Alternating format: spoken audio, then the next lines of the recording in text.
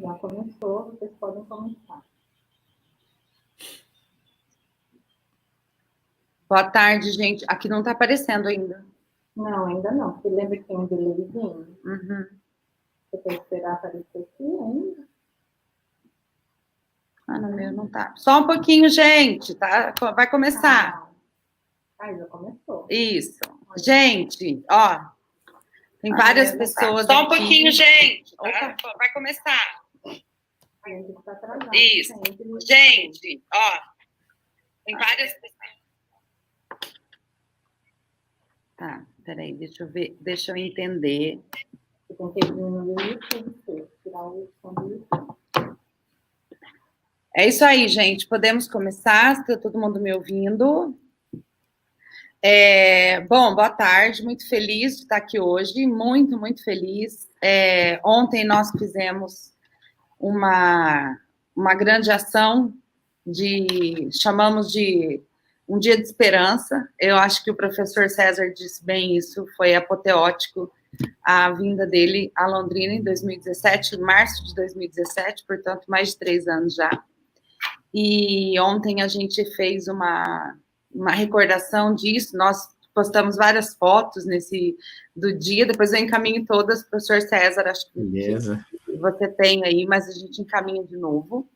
Tá bom. E eu quero muito agradecer, porque a gente está, na verdade, em 2017, quando o senhor veio para cá, a gente teve um dia muito feliz, foi toda a rede, tanto os professores da rede municipal, quanto os professores da rede parceira, que estão aqui hoje assistindo, tiveram a oportunidade de conhecer um pouco sobre o que esperava, né, nos próximos anos. A gente as pessoas não me conheciam ainda, todo mundo meio desconfiado de mim, eu meio desconfiada de todo mundo, entendendo como é que ia começar aquele trabalho. Eu não estava aqui não fazia nem 60 dias que eu estava aqui em Londrina.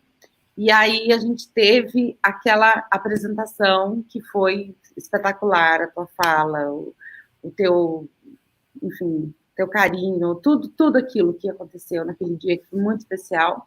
Ontem a Adriana Biazon escreveu assim, Adriana Biazon, nossa gerente de ensino fundamental, ela disse assim, gente, sabe o que eu tô lembrando? Eu chorei tanto de manhã quanto à tarde. Ela falou, como pode isso? Eu falei, pode, com César Nunes pode. Obrigado. Passou 3 anos, a gente passou, muita coisa boa aconteceu aqui, muita interação, nós construímos escolas, nós ouvimos professores, nós avançamos muito em vários assuntos, vários aspectos. E aí, esse ano, a gente esperava fazer festa, inaugurar, e aglomerar, e abraçar, e tudo mais, e aí veio a pandemia. E eu encontrei um jeito de conversar com os professores, de fazer essas lives, e foi super legal isso. E aí a gente teve uma live com o professor Davi Rodrigues, lá de Portugal. No dia que eu te mandei mensagem, eu falei assim, nossa, gente, os professores gostaram tanto dessa live, imagina se o professor César podia falar com a gente. Então, é por isso, para fazer o reconhecimento público de quanto foi apoteótico aquele dia, o quanto foi importante para a gestão que eu estou aqui há 3 anos e tantos meses, 7 meses, né, aqui em Londrina, que foi super importante a tua participação para essa gestão, que impactou essa rede. Então, te ouvir agora, nesse momento, que nós estamos ansiosos, angustiados, receosos, com muita dúvida do que vem por aí, enfim, queremos te ouvir. A fala é tua, Ju, nossa super intérprete, está aqui. E depois eu volto fazendo um apanhado dos comentários dos professores que estão participando já pelo chat. Tá todo mundo aí, deixa eu ver aqui. Todo mundo escrevendo, estão participando pelo chat. Depois eu volto com o resumo do que eles estão falando e a gente faz os encaminhamentos de pergunta, caso tenha, tá bom? Então vai ficar você e a Ju agora na tela. Muito obrigada desde já. Bom? Quero agradecer muito a secretária Maria Tereza, minha amiga de muitos anos, bastante próxima. Eu admiro muito o trabalho da Maria Tereza e tenho acompanhado nos últimos 10 anos, né, juntos aí pela educação brasileira, tanto aqui em São Paulo quanto aí no nosso querido Paraná. Eu vejo assim, com o passar dos anos, a Maria Tereza parece ficar mais jovem e mais cheia de esperança, isso é bom sinal. E parabenizo também a Ju pela sua atividade de intérprete de Libras, né, fazendo com que as atividades todas que a gente venha a fazer sejam inclusivas, né, elas possam proporcionar a todas as pessoas a participação nesse momento e nessa realidade. A pergunta que eu faço, caríssimos educadores e educadoras da Rede Municipal de Educação de Londrina, sejam aqueles que foram convidados, aqueles que fazem parte organicamente da rede, como é que nós vamos contar para os nossos netos o que aconteceu em 2020, né? Como é que nós vamos contar? Qual que vai ser a história que nós vamos contar desse momento que nós ainda estamos vivendo? Porque ele ainda não acabou. Mas como é que será? Como é que a gente vai transformar isso em história para contar? Porque a vida, ela é uma vida sempre muito dinâmica. A vida não para. Dizia o filósofo Cazuza, o tempo não para. O tempo continua. Cazuza apresenta isso. Então, nós, professores, professoras, gestores, especialistas, educadores de modo geral, assim como todas as pessoas e cidadãos do mundo, nós estamos atravessando um momento sobre o qual nós temos pouco conhecimento. E o conhecimento que nós temos ainda não é seguro para que a gente possa dizer, passamos isso já foi superado. Agora, nós vamos ter que fechar as escolas, como tivemos que fazer, vamos ter que fechar, digamos, algumas atividades da cidade necessárias para que a gente não tivesse contágio, mas nós não podemos fechar o coração e a mente para a vida e para a realidade belíssima de estarmos vivos, de vivermos numa sociedade, né, que tem na educação um dos elementos fundamentais para garantir a humanização, o acolhimento e o afeto para todas as crianças. Nós somos professores, educadores, professoras, educadoras, e nós somos, né, um contingente de pessoas que tem a obrigação, e pode também fazer dessa obrigação uma arte, de repassar para cada geração a experiência que a humanidade foi historicamente acumulando, né? Então, nosso papel é cuidar da saúde da psique, é cuidar da saúde da alma, é cuidar da saúde do espírito, de modo que a gente possa dotar as crianças dos saberes, dos conhecimentos, das atitudes, das narrativas e das identidades, para que eles se reconheçam no mundo humano e possam ser pessoas felizes, com autoestima boa, cidadãos participativos e também produtivos, né? Entrar numa sociedade garantindo a sua sobrevivência e a dos demais, né? Numa sociedade tão difícil como a nossa. Então, a primeira coisa que eu queria lembrar é que a humanidade nunca faz questionamentos para os quais ela também já não tem as respostas, né?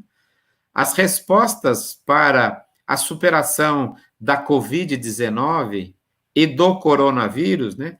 O coronavírus é masculino, porque é o vírus. A Covid é feminino, porque é doença. A Covid-19. Então, nós vamos superar a Covid-19, nós vamos, né, de certa maneira, neutralizar o vírus e vamos criar protocolos de saúde e protocolos de convivência capazes de dar conta, né, digamos, da segurança, da vitalidade de cada um de nós. Assim como já fizemos da peste negra, né, da Idade Média, assim como já fizemos da chamada gripe espanhola, que não era nem espanhola, era americana, né? que matou 50 milhões de pessoas, né? 50 milhões de pessoas, né? Então, a humanidade já passou por situações e ela está passando uma situação pandêmica que está acarretando, digamos, de nós uma dificuldade, um medo, vai exigir mudanças protocolares na nossa vida, mas ninguém pode olhar para isso como se fosse o fim do mundo, né? O mundo continua, porque nós temos a racionalidade, a ciência, e nós temos a necessidade de continuar a dinâmica das gerações que virão. O filósofo e historiador Eric Hobsbawm, ele escreveu muitos livros, ele era muito didático. Ele chamou o século XVIII de o século da Era das Revoluções, porque em 1780, a Revolução Industrial, 1789, Revolução Francesa, 1776, a Revolução Americana, e ele chamou o século de a Era das Revoluções.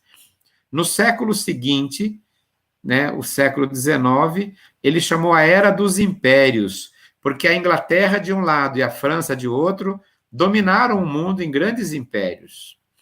E quando chegou no século passado, lembrem-se vocês, professores e professoras queridas de Londrina, que quando eu estive aí há 3 anos atrás, eu falei que nós estamos vivendo uma contradição.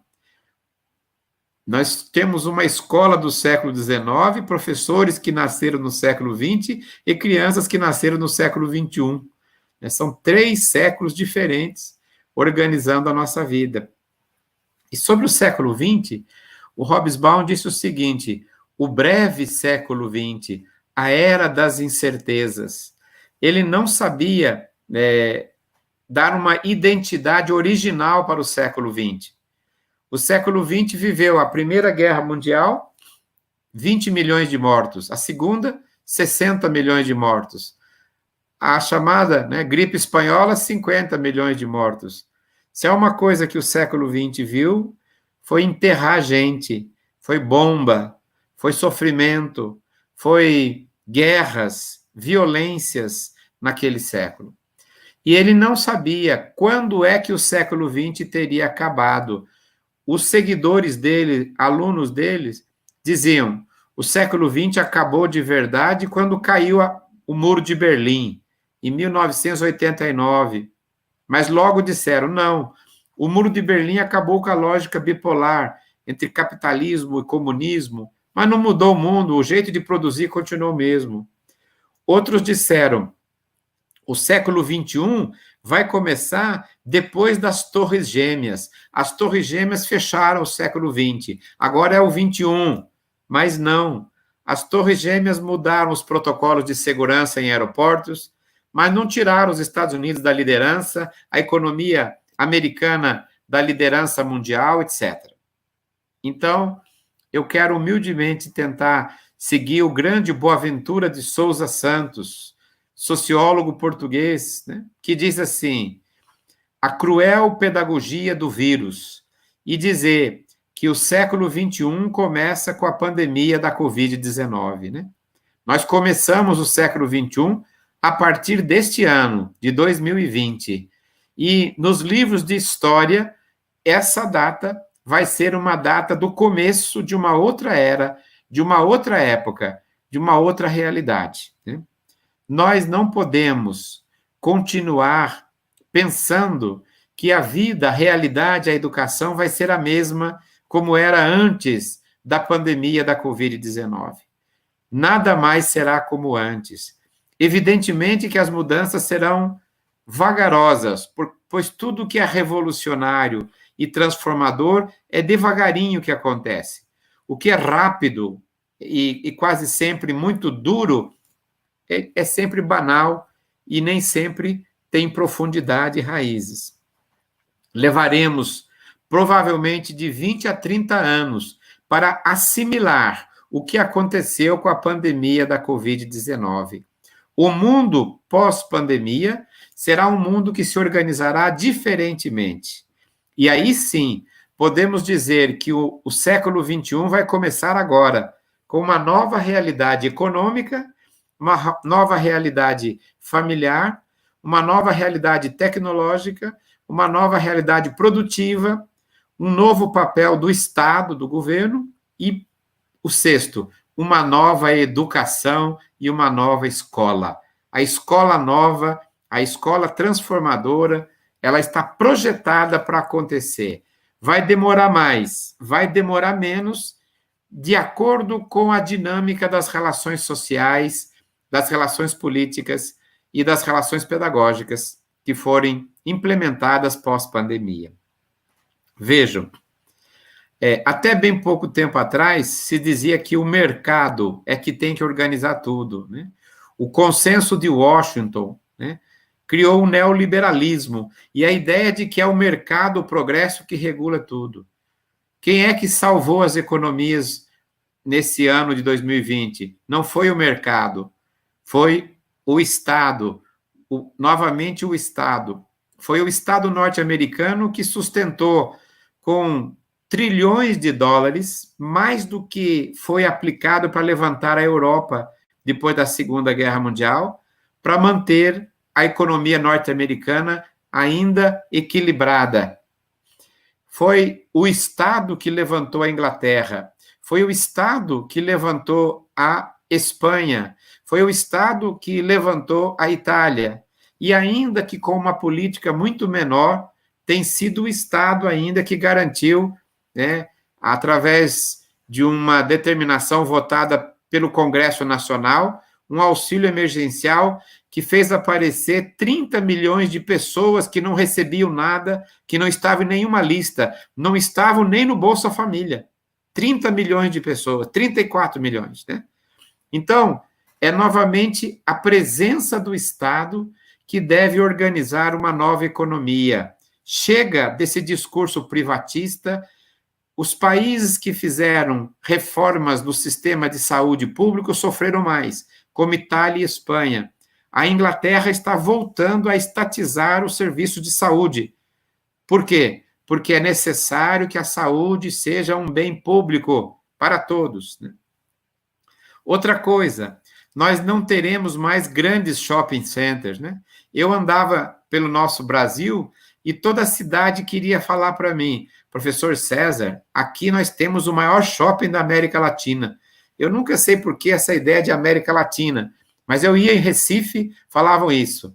Ia em Manaus, falavam isso. Ia no Rio Grande do Sul, falavam isso. E aqui em Campinas também dizem que tem o maior shopping da América Latina. Os shoppings não serão mais para milhares de pessoas, né? Os protocolos de saúde pública vão exigir maior cuidado sanitário, menos, né, aglomeração de pessoas. Os estádios não terão mais torcidas para milhões de pessoas, serão estádios com menor proporção. Os esportes de massa serão reduzidos, né? Nunca mais haverá a indústria do self-service, de comer fora, e aquela possível contaminação que, lamentavelmente, a gente tomou consciência agora, pode haver numa fila de gente servindo a mesma comida. Os restaurantes terão menos lugares disponíveis. As pessoas que servem terão que ter outro protocolo, porque a economia vai mudar. Nós recebíamos coisas em casa. É curioso que as pessoas comem pizza só à noite, pedem pizza à noite, né? E os entregadores vinham à noite com estrutura de segurança precária, né? Recebendo por entrega. E no começo desse mês fizeram uma parada geral, que é só o começo, o fio da meada. Os trabalhadores dos serviços delivery deverão se organizar com outros protocolos para uma entrega adequada, porque a indústria da entrega doméstica, chamada delivery, é hoje uma das outras formas de vendas do mundo inteiro. O dono da Amazon duplicou a riqueza dele, porque ele foi o que começou essa venda chamada digital no mundo todo, né? A economia segue a mercadoria, e a mercadoria hoje é globalizada. E também, no traço da mercadoria, vem a pandemia, que também hoje é globalizada. Outra coisa, nós temos que também mudar a nossa dinâmica familiar, né? A gente ficava em casa quase que descansando para ir trabalhar. Trabalhava jornadas estafantes, chegava em casa, queria dormir, e quando queria comer alguma coisa, saía. E é curioso que tem gente que queria celebrar comendo fora e buscava sempre nos restaurantes comida caseira. Comida caseira tem em casa, né? Então, nós vamos ter que redimensionar o espaço doméstico. Pela primeira vez, o que é externo, público, as praças de alimentação serão menores, terão que ser mais controladas, haverá maior rigidez da saúde pública, porque tudo é potencialmente pandêmico a partir de agora. Na trilha de uma pandemia virão outras. Não é uma pandemia, é a primeira.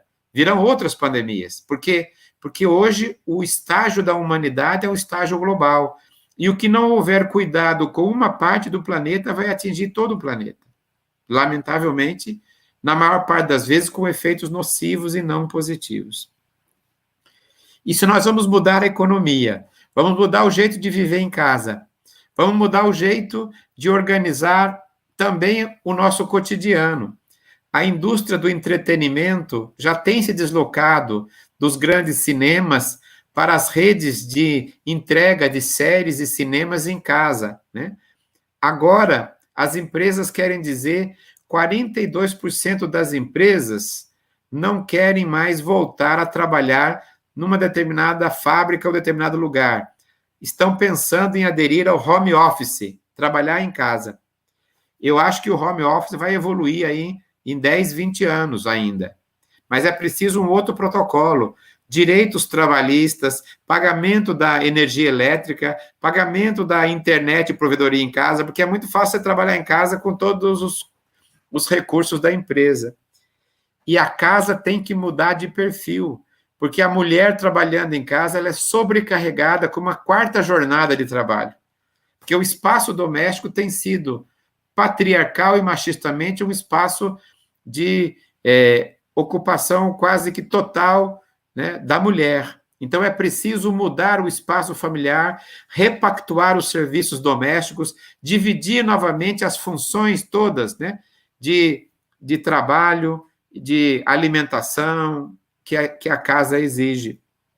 As casas são menores, né, e cada vez mais elas serão complementadas com serviços de entrega alimentar em casa, que agora deve expandir-se por demais. E, caríssimos educadores da minha querida Londrina, se vai mudar a economia, se vai mudar as relações de lazer, se vai mudar no esporte, se vai mudar a praça de alimentação, se vai mudar, não teremos mais Rock in Rio, Lollapalooza, com milhões de pessoas juntos, nunca mais. Os protocolos sanitários não haverão de permitir mais, né? Agora, se tudo isso vai mudar, quais serão as mudanças que vão acontecer na educação e na escola?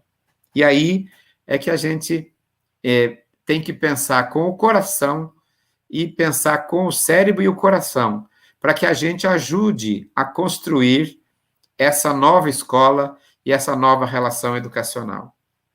Em primeiro lugar, havia, até agora, uma divisão muito radical entre as funções da família e a função da escola.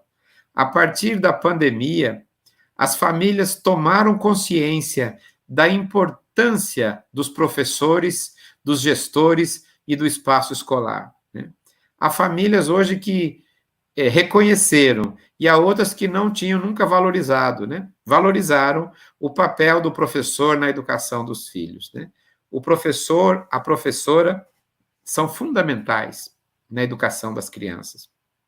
Então, é preciso que haja, a partir de agora, maior proximidade entre família e escola na condução da aprendizagem dos filhos e do sucesso educacional, escolar, moral e cultural das crianças.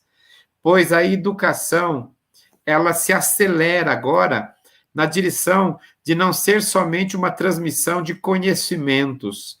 A educação passa a ser agora uma profunda experiência de convivência humana na escola, né?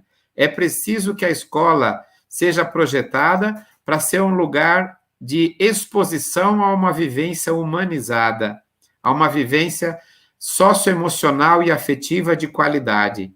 Porque se a gente pensar hoje, caríssimos professores, educadores e educadoras, naquela escola que ainda se preocupava com ensinar algumas coisas para as crianças, exigir a repetição até guardar na memória, e depois de 2 meses, dava de maneira autoritária uma prova, achando que as crianças tinham que lembrar tudo o que aprenderam em 2 meses, e em 2 ou 4 horas, colocar num papel o que a memória tinha retido de maneira muito esparsa.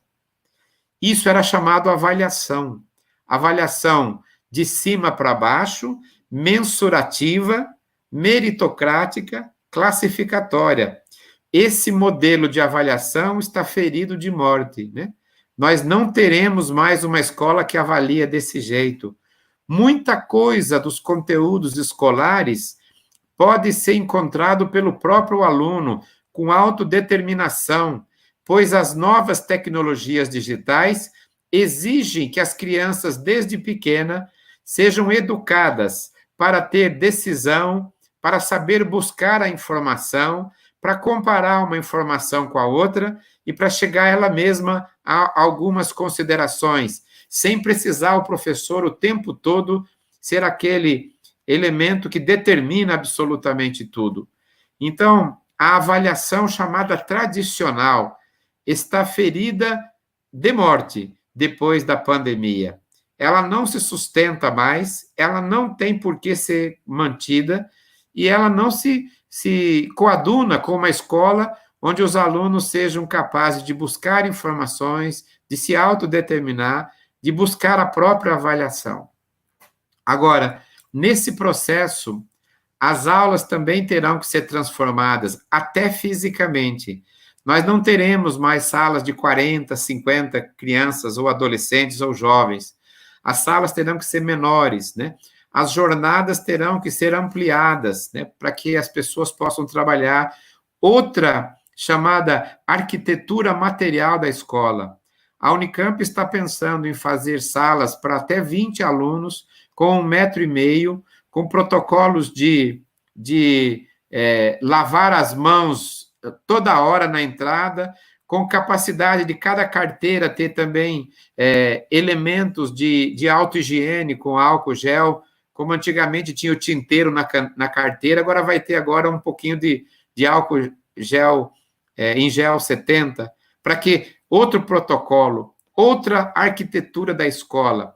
E a arquitetura física da escola exigirá uma outra arquitetura pedagógica, aulas, né, digamos, mais intensivas e depois maior trabalho individualizado das crianças e dos adolescentes, de modo que eles possam, qual um ateliê, trabalhar na biblioteca, trabalhar no laboratório, trabalhar nos espaços escolares.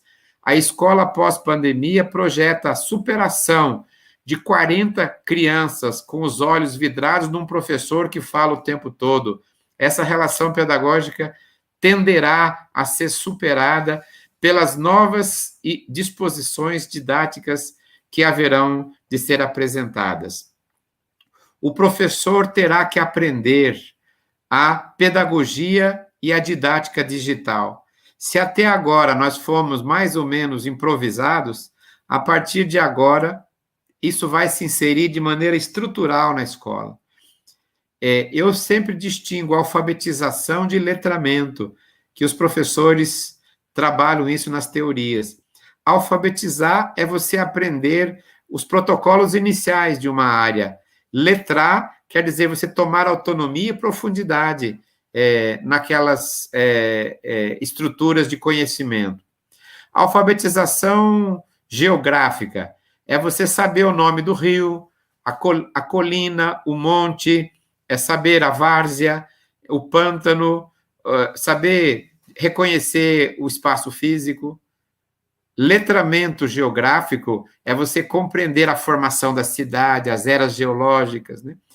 Alfabetização matemática, saber as 4 operações, adição, subtração, multiplicação, divisão, saber digamos, a dialética, a mudança entre números primos, números pares, teoria de conjuntos, raciocínio.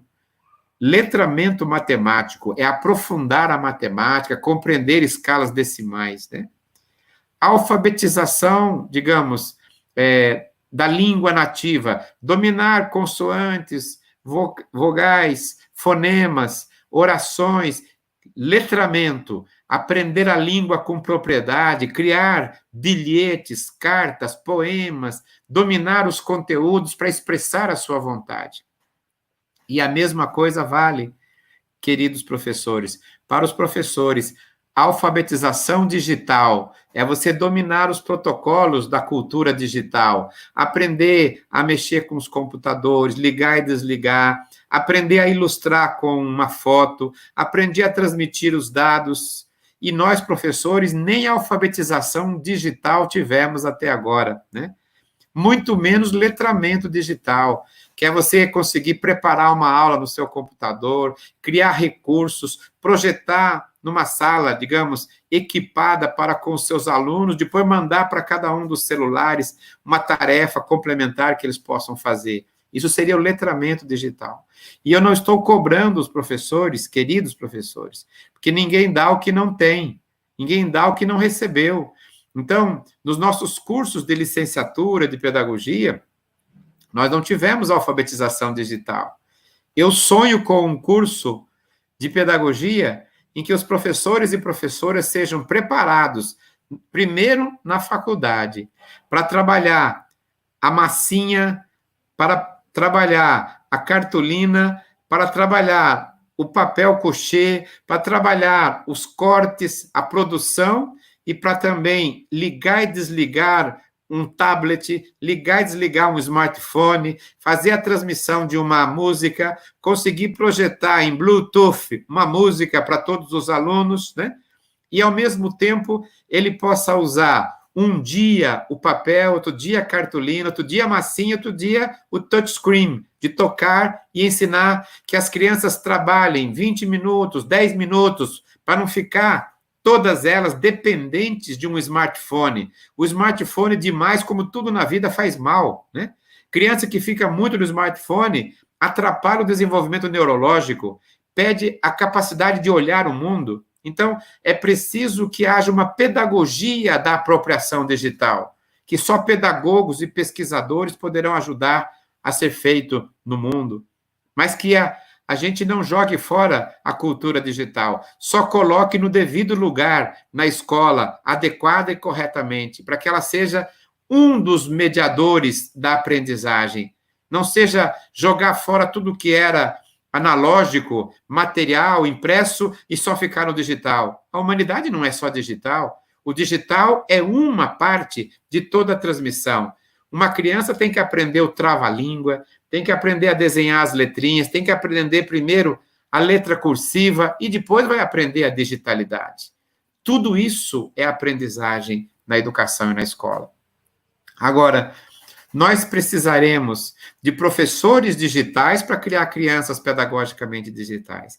Então, a escola pós-pandemia vai acelerar a pedagogia digital. Só que isso não significa que a gente deva comprar pacotes prontos de grandes empresas que querem vender software e sem formação, sem organicidade, comprar coisas e encher a escola de aparelhos que a gente não domina, não tem rede compatível, não tem uma série de mediações necessárias. E outra coisa, o professor precisa ter organização sindical e política para que a cultura digital seja a favor do professor, não contra ele. Porque o dia que quiserem colocar computador para despedir os professores, nós estaremos na contramão da história, porque a educação é eminentemente humana e a tecnologia digital é mediadora, mas nunca substituirá os professores. Professores, não tenham medo. Um professor que faz a diferença em sala de aula, que é ele que faz a síntese, que é ele que trabalha com os alunos, é ele que elogia, é ele que orienta a aprendizagem, ele nunca vai ser substituído por um computador. O computador só pode substituir um tipo de professor, aquele que só dá uma mera informação fria e só cobra uma prova tradicional. Isso o computador pode fazer. Se ele só for informacional, informativo, e depois cobrar e pegar 5 respostas certas e dizer tirou 5, e 5 erradas tirou 0. Isso o computador pode fazer. Mas um professor que interpreta, que analisa, que peso que dá, que confere valor ao que uma criança respondeu, isso o computador não faz. Então, os que podem temer a cultura digital na escola é aqueles que ainda têm uma postura tradicionalíssima, autoritária, de avaliação de cima para baixo, meritocrática e informativa, o que o professor Paulo Freire chamava de educação bancária, porque acha que a criança é um banco de dados para enfiar coisa na cabecinha dela. A educação bancária, a atitude pedagógica bancária, o professor informativo e a escola avaliativista tradicional estão superados pela escola nova que vai surgir pós-pandemia, porque ela vai exigir outra criança, outro aluno, outra cultura escolar educacional, outra arquitetura material e outra arquitetura pedagógica da escola, a serviço da felicidade e do bem de todos. Essa nova escola demandará que a gente também recupere a proximidade afetiva e emocional, né? Não há como manter as crianças com saúde psíquica se não construirmos uma escola acolhedora, uma escola que desenvolva narrativas amorosas para as crianças, que desenvolva que as crianças são importantes, que cada criança é uma versão da vida, e o professor que vai surgir agora dessa nova organização da vida pós-pandemia é um professor que tem que ser especialista em gente, especialista na condição humana, especialista na fala amorosa, na serenidade, na empatia, no acolhimento, porque isso é que vai ser, me desculpa a expressão, produto raro numa sociedade predominantemente tecnológica. Produto raro vai ser falar com jeito, falar com serenidade, conversar com calma, pedir uma outra chance. Computador não abraça, computador não elogia, computador não humaniza. E aí, a relação que nós vamos pedir dos professores pós-pandemia é que ele seja operacionalmente bom em tecnologias digitais, mas que ele seja essencialmente melhor nas relações humanas. O que o professor tem que ser pós-pandemia é essencialmente humano, capaz de interpretar os processos, capaz de fazer as crianças se sentirem admiradas e encantadas com o maior fenômeno que é aquele que nós trabalhamos, o fenômeno da vida, o fenômeno do amor, o fenômeno da afetividade, da autoestima, aceitar-se como se é, o seu corpo, a sua identidade. O professor pós-pandemia é especialista na condição humana. Ele é alguém que guarda, né, toda a serenidade da condição humana, mantido pela literatura, pela ciência, pela química, pela física, pela biologia, pelas ciências humanas, pelas artes, pelo desenvolvimento sensório-motor do corpo, que nós é que acompanharemos as novas gerações que virão. Há um poeta que diz que nós estamos ocupando o espaço das gerações que virão. Então, nós temos que fazer melhor para esperar as gerações que virão. Nós vamos desenvolver tecnologias, vamos fazer habilidades para transmitir dados, vamos criar um jeito de que as crianças poderão ler, né, em pequenos tablets chamados de Kindle, né, que você pode ler. Mas essa leitura jamais substituirá o gosto pela leitura, que é quando você lê para a criança, quando o pai e a mãe lê para a criança em casa, a criança vai gostar de ler quando o pai e a mãe lê.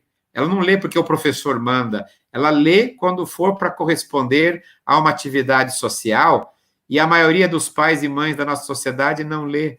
E é por isso que às vezes é tão difícil gostar de ler, porque tudo que a gente tem, a gente aprende na primeira unidade, que é a família. E quando eu estive aí, eu tive a honra de contar a vocês, né, que a minha mãe nasceu em Irerê. A minha mãe é de Londrina, né? Ela é registrada no município de Londrina, né? E o meu pai de Ibaiti. Hoje a minha mãe está enterrada em Cornélio Procópio. E aí, no norte pioneiro, esse norte que eu tanto estimo, que eu tanto amo, né? o meu norte sofrido do Paraná, as narrativas da origem de cada um de nós são contadas pelos pais, pelas mães, pelos professores. Ninguém terá uma autoestima boa se sobre ele não se construir uma narrativa socioemocional, afetiva, positiva. Eu me sinto amado, eu me sinto orientado, eu me sinto encaminhado. E é esse o papel da outra escola que virá, uma escola especializada na condição humana. O que a Itália acabou vendo, professores, depois de ter diminuído a tragédia que foi a pandemia lá? Ela controlou os protocolos de saúde nos hospitais, ela conseguiu recompor os quadros dos médicos que morreram, ela reconfortou alguns que tinham perdido os seus entes queridos, e ela olhou que os idosos estavam na Itália quase que sozinhos, nenhum idoso participava da vida dos seus filhos e netos, estavam com uma pensão, mandando chegar comida entregue em casa, na profunda solidão. E a Itália viu que o problema maior pós-pandemia é o problema do sentido da vida, o sentido do amor, da convivência, da precariedade que é a nossa existência, passa tão rápido, passa tão sem que a gente perceba. Então, os professores terão que se banhar no humanismo, no acolhimento.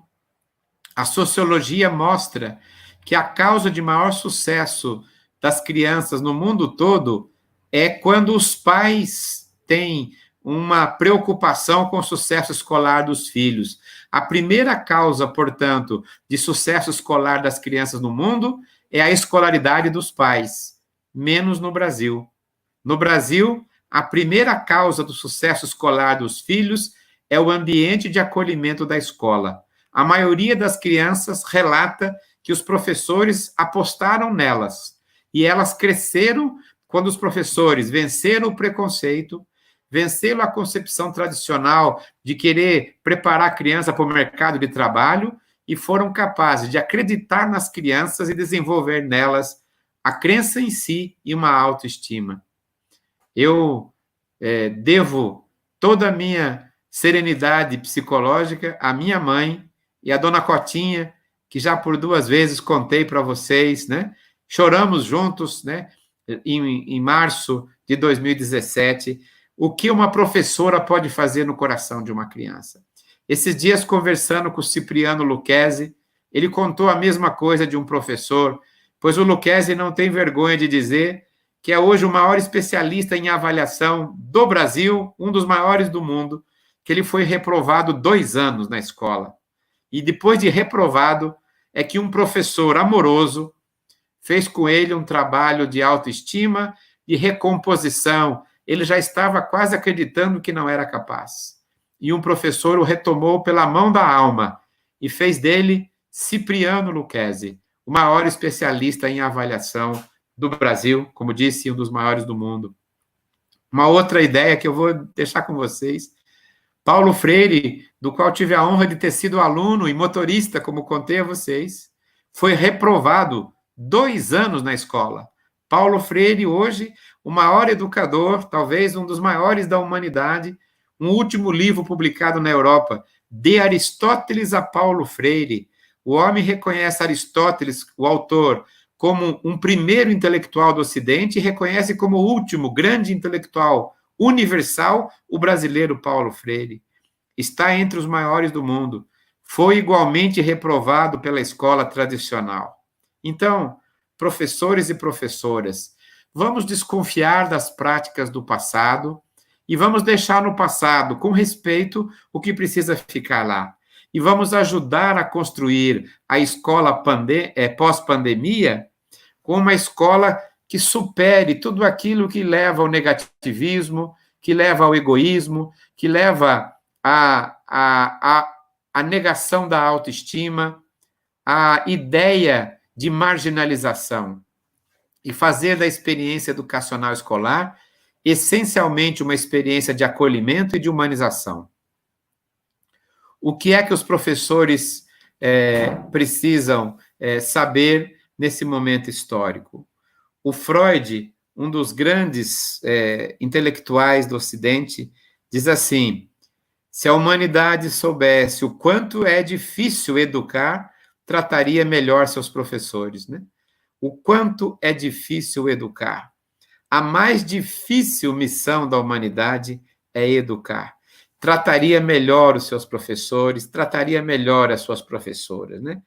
Nós temos hoje quanta gente valorizada, alguns merecidamente, como a categoria dos médicos e profissionais de saúde, que tão valorosamente têm enfrentado, até com a própria morte, né? Tristemente, a pandemia letal da Covid-19. Mas não ficam atrás os educadores. Os educadores também são profissionais que devem ter uma admiração pública acompanhada de medidas, né, de socioculturais, afetivas e trabalhistas de reconhecimento do seu trabalho. Porque ser professor é construir em cada criança a condição humana inteira e plena. Ser professor é transmitir a condição humana, é humanizar. O professor é um esticador de horizonte na belíssima figura de Manuel de Barros. Ele pega um horizonte pequenininho e estica para que ele seja maior, eleva a partir do contato com a convivência humana e depois com o conhecimento. A primeira grande fiadora do sucesso escolar é a relação humana, a qualidade da relação humana.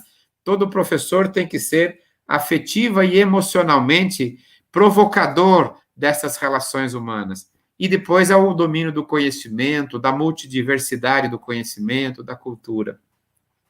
A escola pós-pandêmica será uma escola aberta a maior, digamos, reconhecimento da igualdade, porque o mundo vai ter que se pensar assim.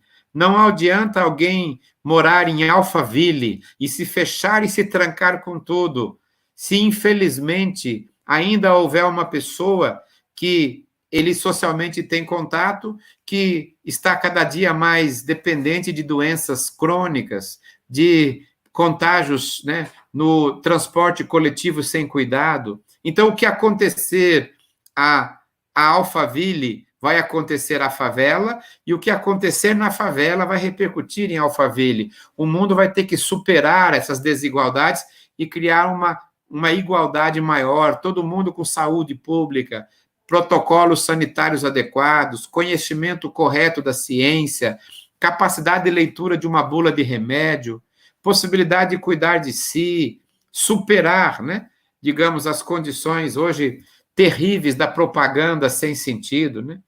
Chega de fast food, chega de gente, né, que não cuida da sua alimentação, que se entope, né, de glicídios e lipídios, e que depois fica correndo atrás de academia, pagando psicólogos para recuperar o peso natural, indo... Isso tudo a gente poderia fazer uma boa caminhada, a gente poderia fazer com uma boa bicicleta, a gente pode ensinar as crianças a dominar melhor o seu equipamento sensório-motor, andar melhor, organizar-se melhor, visitar praças, visitar bosques, conhecer novamente os espaços que o nosso Paraná tem tão bonitamente.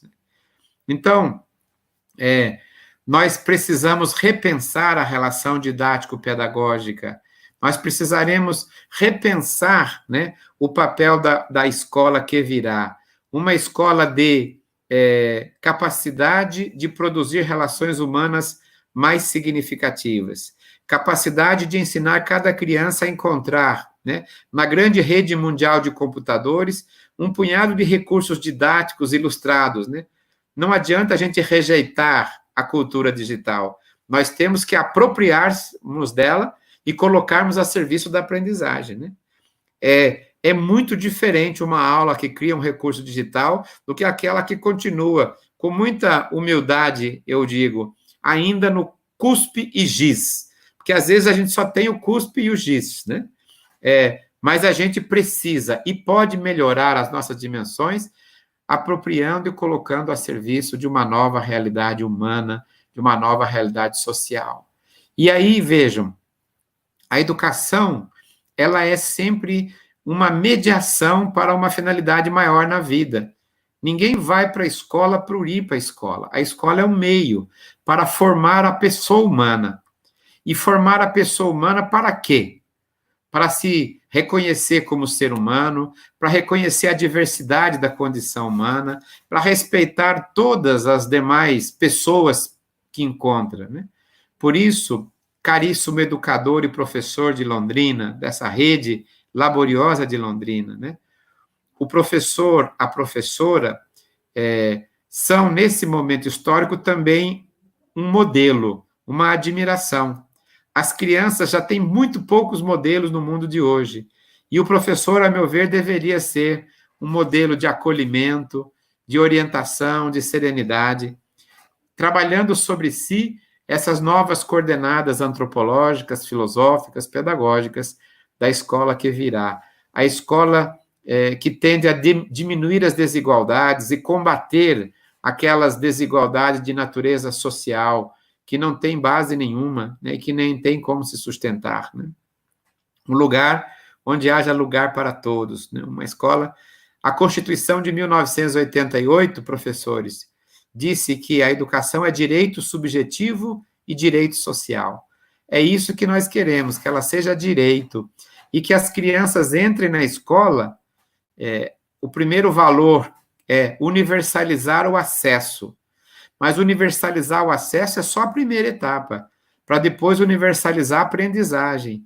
Porque colocar 40 crianças no modelo anterior, fazer uma sala, colocar alguns recursos, qualquer populista faz, mas transformar uma escola, uma casa, em escola, precisa de secretário esclarecido, secretária esclarecida, gestores motivados, professores, né, formados e animados, motivados, para elevar uma empreitada mais importante da humanidade, que é a educação, a uma condição com a qual aqueles que passarem por uma escola humanizadora jamais deixarão de ter a humanidade dentro de si. Eles vão deixar a escola um dia, mas a escola nunca deixará deles. Né? Acho que a palavra mais correta é pregado, porque é quase uma pregação, né? Pelo Brasil inteiro e por alguns países do mundo, a ideia da pedagogia humanizadora. A pedagogia humanizadora é o quê? É uma pedagogia crítica, assim como a pedagogia histórico-crítica o é, e mostra que algumas escolas do passado não foram escolas para todos, não foram escolas democráticas. E a gente olha para o passado e faz a crítica. Agora, a escola que virá, ela vai depender da garantia de universalizar primeiro um lugar para todos e depois a possibilidade de aprendizagem para todos. É preciso um projeto pedagógico municipal capaz de garantir diretrizes curriculares para o município inteiro, depois garantir conteúdos, experiências vivenciais e disposições educacionais para a rede, que seja demorado e longo, né? É esse o papel de um currículo de uma rede humanista, né? Eu trabalhei aqui em São Paulo com algumas municipalidades e nós, em algumas cidades, definimos a pedagogia humanizadora como a pedagogia que a rede é levada a assumir. Ela tem que se convencer. A pedagogia da humanização, né? A educação como direito de aprender na escola, né? Aprendizagens, né, essenciais, direitos de aprendizagem, como estão na BNCC, como estão presentes na legislação brasileira de hoje. Direitos de aprendizagem, deveres, né, também de convivência na escola. Eu tenho falado dela. E o lema que nós usamos, Tereza, é cidade que educa, escolas que acolhem, currículos que humanizam. E agora acrescentamos um outro, professores que amam o que fazem e são valorizados pelo que fazem. Né? Os professores têm que ser agentes de amorosidade. E a amorosidade não é, como alguns dizem, passar a mão na cabecinha de alguém. Amorosidade é não colocar mecanismos socialmente desonestos para impedir o crescimento das crianças. É deixar com que os elementos psicológicos e sociológicos que impedem a aprendizagem das crianças sejam deixados fora. E as crianças sejam levadas a cada um equidade, a ter oportunidade de relacionar-se bem com os seus pares, gostar de si e relacionar-se bem com o mundo adulto, com seus professores, com suas professoras, seus gestores, seus secretários. Quem passar por uma experiência humanizadora na escola, passará também pelos perigosos desafios da sociedade, do narcotráfico, da violência, da barbárie, do consumismo, do sexualismo perverso, que expõe os corpos das crianças e adolescentes muito precocemente a uma sexualidade desumana, genital, exibicionista, né? Então, uma experiência educacional escolar molhada de humanidade é o que a gente espera da escola pós-pandemia, né? Os índices avaliativos tenderão a ser cada vez menos importantes, né? Por quê? Porque agora o que vale mesmo é garantir a qualidade humana da presença das crianças na escola, né? Garantir com que as crianças voltem à escola e gostem. E cada professor, a cada dia, vendo as crianças chegarem, elas cheguem de um jeito, mas saiam diferente, porque naquelas horas, no mínimo 4, que ficaram na escola, elas foram expostas a uma relação humanamente qualitativa, pedagogicamente esclarecida, didaticamente estimulativa e humanamente importante, fundamental, compensatória para aquele tempo educacional escolar que ali se esteve, né? A possibilidade, caríssimos, da gente sair dessa pandemia, ela é sempre aberta. Nós poderemos sair por uma, digamos, vertente mais conservadora e tradicional, criando mecanismos ainda mais perversos de desigualdade social. Foi a desigualdade que gerou o vírus, o coronavírus. Foi a desigualdade que expôs as pessoas mais pobres ao contato cada dia mais presente com o vírus. E se a gente radicalizar as estruturas que trouxeram a esse vírus, outros vírus e outras pandemias haverão de vir.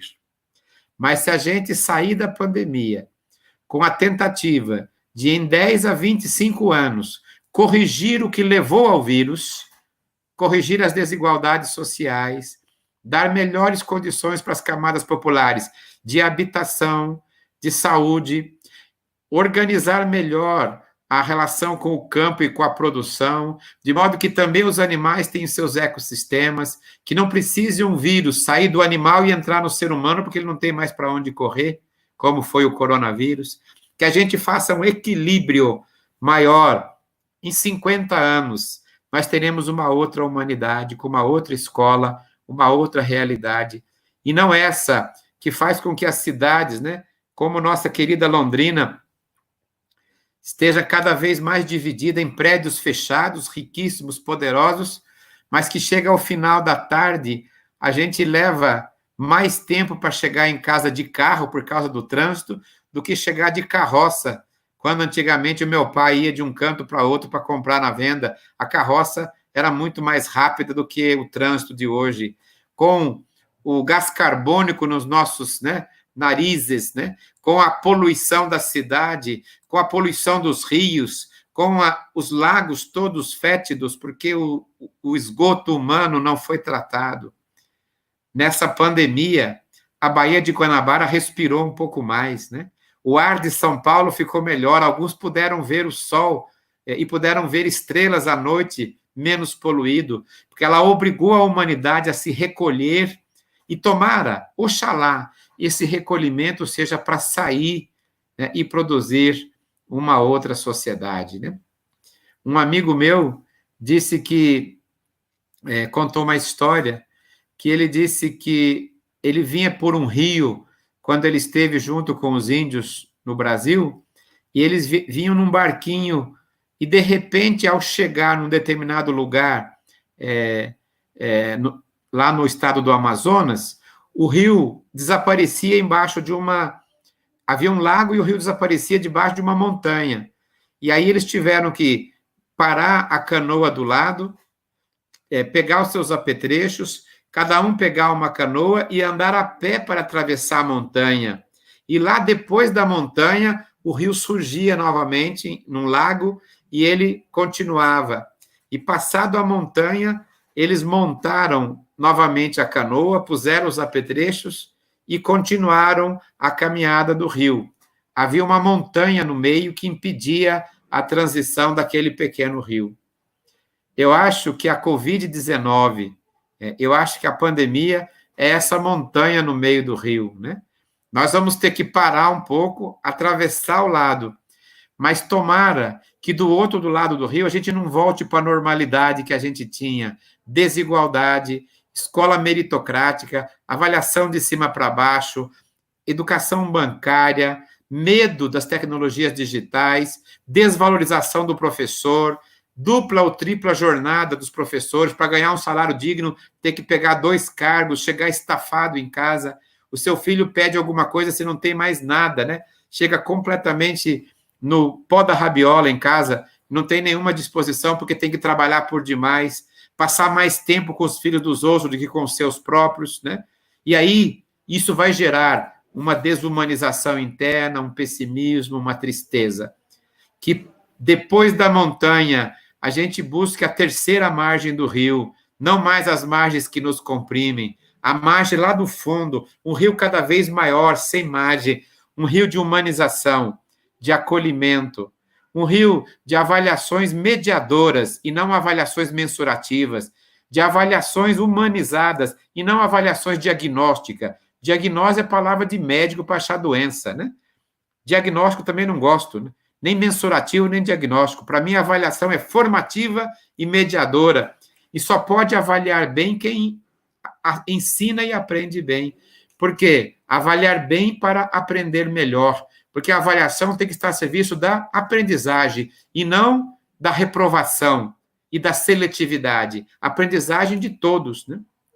Eu espero que a gente, ao atravessar a montanha que tinha lá no Amazonas e o rio possa surgir no outro lago, a gente venha surgir no século XXI de verdade.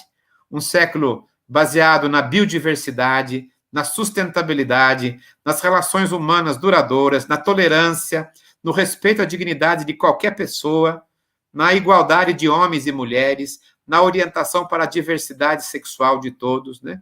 E o respeito a toda forma de ser que a humanidade tem, na sua grandeza, na sua infinitude. O respeito às manifestações religiosas de todos, indígenas, africanos, cristãos, evangélicos, católicos, de toda a natureza, né? Respeito à diversidade religiosa, diversidade étnico-cultural, diversidade sexual, respeito, dignidade, racionalidade na compreensão dos fenômenos, né? Cuidado para não se expor demais nas redes sociais, cuidado com as fake news, que são ideológicas, mentirosas, né? Nefastas. Que haja um mundo novo, um mundo melhor, no qual o ser humano seja valorizado nas suas dimensões mais simples: amar, cuidar, criar, acolher, educar, né? Conversar, tomar água limpa, comer um bolo de vó, né? Coisa boa, bolo de laranja de vó, tô com vontade agora aqui, né? Cafezinho coado, né, em casa, né? Uma manteiga boa, né? Um cobertor e um travesseiro preparado pela mãe com cheirinho novo, né? E todo mundo que passar por uma experiência humanizadora de proximidade assim, não será presa fácil da violência, do narcotráfico, da prostituição, da desumanização, do exibicionismo. Porque uma escola é capaz de produzir milagres na condição de alguém. Milagres humanos, né? Milagres produzidos pela pedagogia e pela razão humana. O que eu sonho para minha querida Londrina, o que eu sonho, né? Essa pérola do norte do Paraná, que ela não caia no engodo de querer crescer mais. Já é a segunda ou terceira cidade da região sul, né?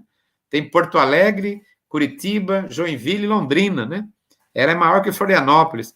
Londrina não precisa crescer tanto.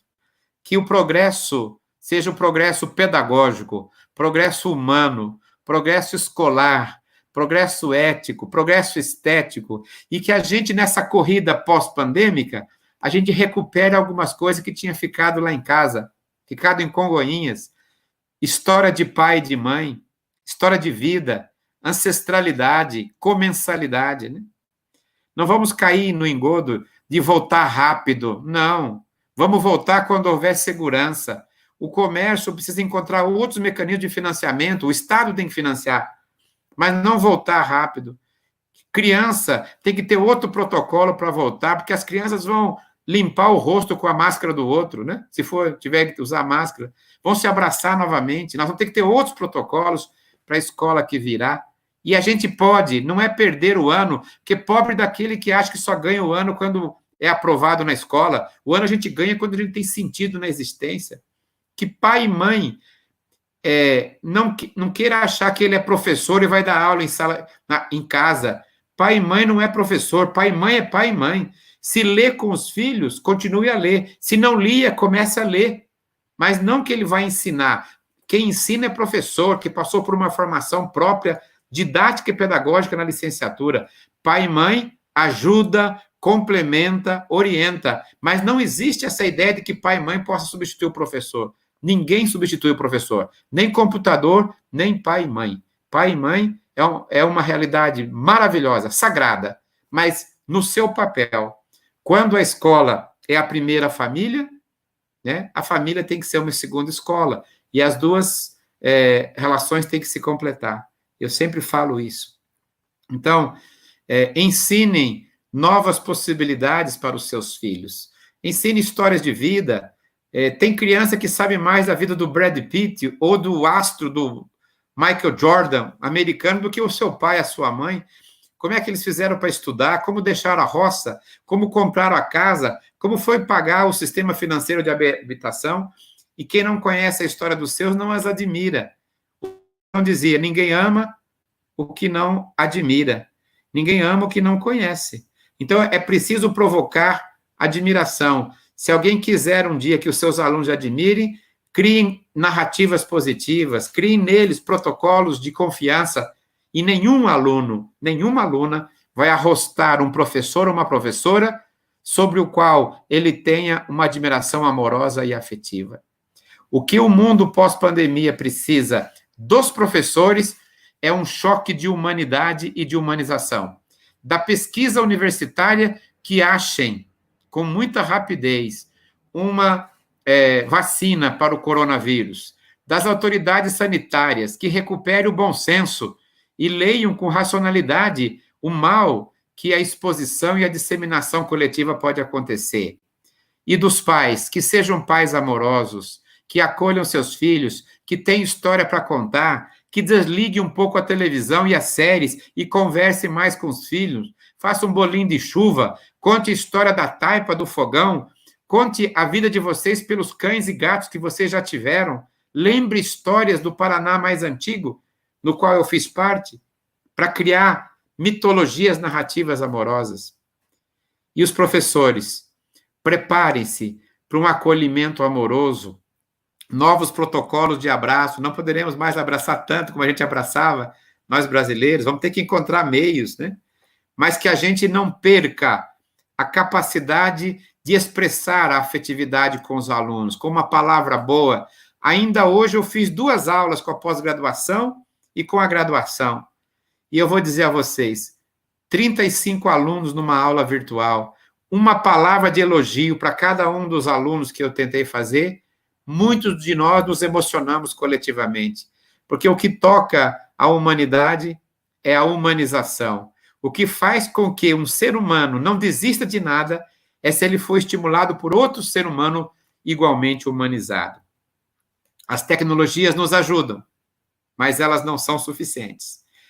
A pandemia nos assusta, nos obrigará a um outro comportamento, mas ela não é capaz de quebrar a capacidade humana de dar sentido à realidade que virá. E aí o ser humano tem um especialista na condição humana, um especialista na condição chamado professor. E professor é aquele que professa. Professar é um ato do coração, depende da vontade, porque quando é um ato da cabeça, é constatar. Aí se chamaria constatador, e não professor. Professor tem que acreditar na criança, na vida, na humanidade, no que virá. E os professores, esticadores de horizonte de Londrina, e as professoras fazem a diferença na vida das crianças. As crianças, professores e professoras, não veem a hora de voltar para a escola. Eles dizem, eu não aguento mais, eu quero voltar para a escola. Aqui no senso comum, os pais também querem que volte, porque eles perceberam o valor das escolas. Só que, quando os alunos voltarem, as alunas voltarem, como é que nós vamos recebê-los? Que a gente tenha aprendido que o que importa é o afeto, o amor, o acolhimento, que é a possibilidade de que a gente tenha um carinho e um amor muito grande para receber as crianças, os jovens, os adolescentes, e que a escola de Londrina seja uma escola marcada pela experiência do choque humanizador. Eu vou lá ver que derrubou. Aqui tem o meu sobrinho aqui que veio falar que derrubou a parede, né? Deixa eu te mostrar você aqui. Aqui, isso é coisa de live. O menino que veio aqui, do meu sobrinho amoroso, ele veio contar que derrubou a parede ali, teve um problema ali. E ele... Eu vou arrumar a parede, né? Então... Como é seu nome? Como é seu nome? Fala, Vicenzo. Um beijo. Prazer conhecer. Olha lá, as professoras estão mandando um beijo para você, tá? Então, ele vai lá ver, ele vai consertar a parede, que o tio vai ajudá-la, tá? Pode levar. Então, para finalizar, você viu como que a vida é boa e ilustra a gente, né? A visita de uma criança, para mim, é mais que um anjo, né? Porque os anjos a gente só vê depois, e criança você pode ver agora, né? Ela abençoa o espaço mais que os anjos. E quem é que cuida, Tereza, das crianças? Quem é que cuida do que a cidade tem de mais importante? Não são os guardas, né? São os educadores, guardiões das crianças, guardiões do futuro, guardiões da civilização humana, amorosa, esclarecida, iluminista, inteligente e afetuosamente significativa. A Sherazade, que era uma personagem das histórias orientais, foi condenada injustamente a morrer por um crime que ela não fizera. E ela pede ao rei, se eu contar uma história para você, você pode me matar, executar a sentença depois que eu terminar. E ela começa a contar a história, o rei consente, e ela conta uma noite, e o rei fala, conte mais. E ele vai comer e se alimenta e fala, conte mais. E ela conta um mês, e o rei fala, conte mais. E ela conta um ano, e aí ela conta 10 anos. E a história diz que ela continua contando história para não morrer. Eu acho que a gente faz lives como essa para a gente não morrer, né? Não morrer por dentro. Porque a gente já vai encontrar uma vacina para se cuidar do corpo. Mas a vacina para não morrer por dentro é educação, é poesia, é ética, é amorosidade, é projeto pedagógico esclarecido, é pedagogia humanizadora. Muito obrigado, queridos e queridas professores de Londrina.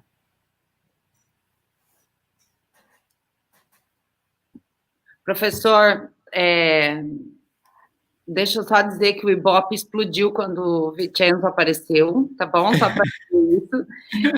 Eu acho que coroou esse momento de várias coisas que eu anotei aqui.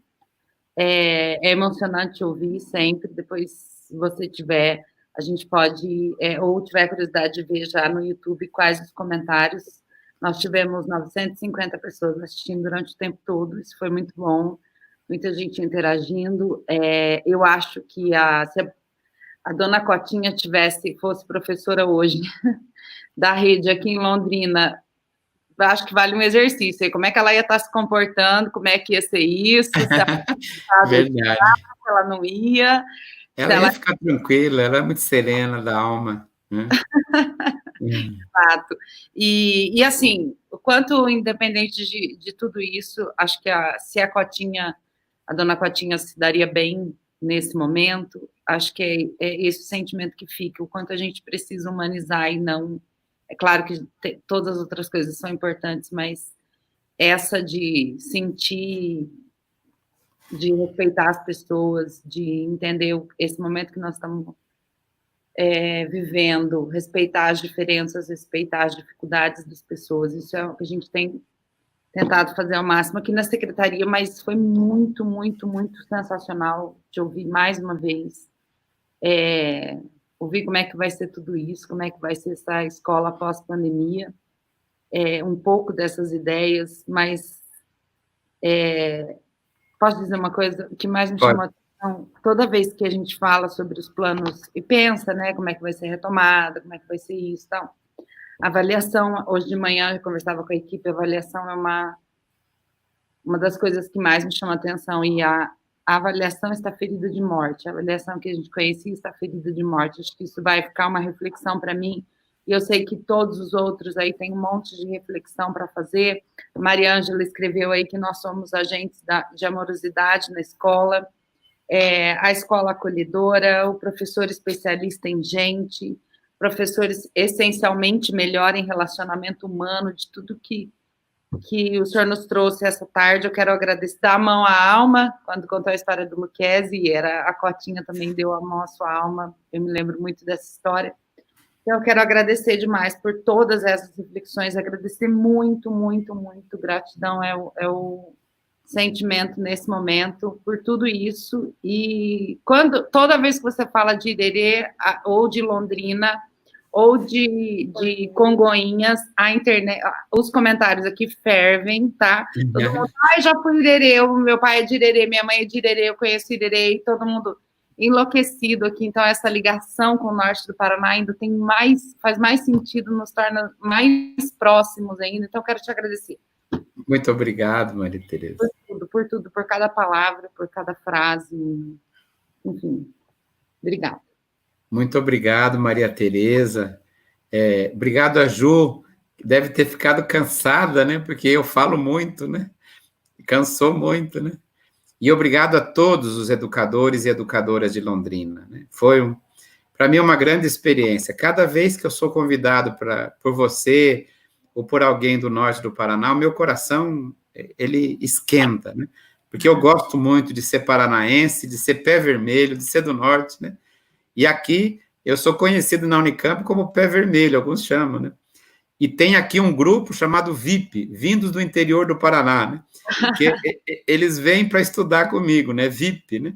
Uhum. E tem muitas pessoas que estudam aqui, fazem um mestrado, doutorado, para voltar a servir nas cidades do Paraná, com a mesma dinâmica dessa pedagogia humanizadora que a gente tem defendido, né? Sou eu, o Celso Vasconcelos, Miguel Arroio, o Gaudêncio Frigoto, o Gabriel Perissé, que somos junto, tem mais a Sandra Bosa, né, a Jane Haddad, que fazemos parte desse grupo da pedagogia da humanização, pedagogia humanizadora, né? Então, a gente se sente muito feliz por uma oportunidade como essa que a rede municipal, através da sua generosa secretária Maria Tereza, nos dá para entrar nos corações e nas mentes e soprar um pouco de esperança. As questões médicas, a física, a fisiologia vai resolver, mas as questões humanas ficam novamente para a gente. Obrigado. Obrigada, gente. Obrigada, Ju. Obrigada, equipe da secretaria. Tenham um dia excelente. Gente, para dizer, curtam o canal lá da Secretaria de Educação para a gente encaminhar todas as notificações para vocês. Obrigada, professora. Obrigada, muito gente. Obrigado. Valeu, gente. Como dizia aí, fiquem com Deus.